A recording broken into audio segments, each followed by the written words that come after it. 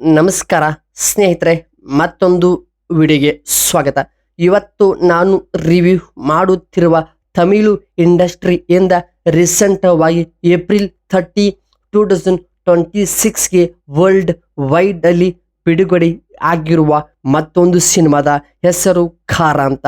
ಧನುಷ್ ಹಾಗೂ ಮಮಿತಾ ಬೈಜು ಅವರು ಲೀಡ್ ಪಾತ್ರ ಮಾಡಿದರೆ ಕತೆ ಹೇಗಿದೆ ಮತ್ತು ನಾರ್ತ್ ಮದ್ರಾಸಿ ಗ್ಯಾಂಗ್ಸ್ಟರ್ ಕತೆ ಆಧರಿಸಿದ ಈ ಒಂದು ಸಿನಿಮಾ ನಿಜವಾಗ್ಲೂ ವರ್ಕ್ ಆಗಿದೆನಾ ಮತ್ತು ಈ ಸಿನಿಮಾಗೆ ರೆಸ್ಪಾನ್ಸ್ ಹೇಗಿದೆ ಎಲ್ಲ ಕಡೆ ಅಂತ ನೋಡ್ತಾ ಹೋಗೋಣ. ಅದ್ರ ಜೊತೆಗೆ ಕತೆ ಮತ್ತು ಅನಾಲಿಸಿಸ್ ರಿವ್ಯೂ ಬಗ್ಗೆ ಕಂಪ್ಲೀಟ್ ಆಗಿ ನಾನು ಹೇಳ್ತೀನಿ. ಕೊನೆ ತನಕ ವಿಡಿಯೋ ನೋಡಿ, ಸ್ಕಿಪ್ ಮಾಡಬೇಡಿ.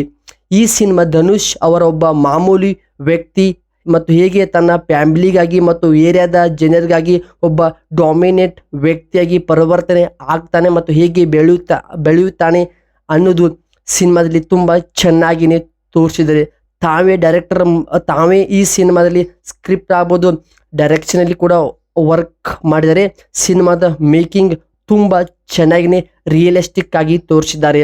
ಧನುಷ್ ಅವರ ಒಂದು ಮಾಸ್ ಲುಕ್, ಹಳ್ಳಿಯ ಒಂದು ಸೆಟಪ್ ಆಗ್ಬೋದು, ಹಳ್ಳಿಯಲ್ಲಿ ನಡೆಯುವ ಒಂದು ಮದ್ರಾಸಿನ ಕಳ್ಳತನ ತುಂಬ ಚೆನ್ನಾಗಿನೇ ತೋರಿಸಿದ್ದಾರೆ. ಸಿನಿಮಾ ಕೂಡ ಒಂದು ರೀತಿ ಕಥೆಯಲ್ಲಿ ಗೆದ್ದಿದೆ.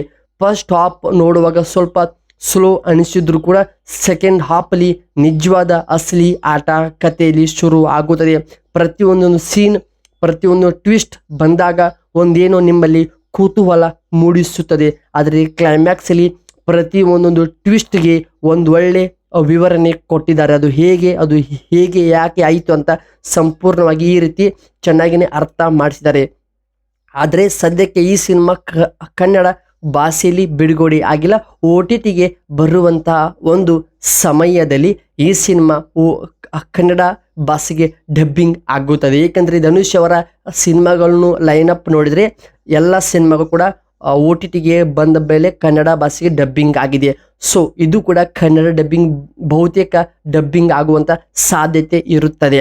ಹಾಗೆ ಈ ಸಿನಿಮಾದಲ್ಲಿ ಮತ್ತು ಅವರ ಒಂದು ಲುಕ್ ಆಗ್ಬೋದು, ಡೈರೆಕ್ಷನ್ ಟೀಮ್ ಆಗ್ಬೋದು, ಕತೆ ಹೇಳುವಂಥ ರೀತಿ ತುಂಬ ಚೆನ್ನಾಗಿನೇ ವರ್ಕ್ ಆಗಿದೆ.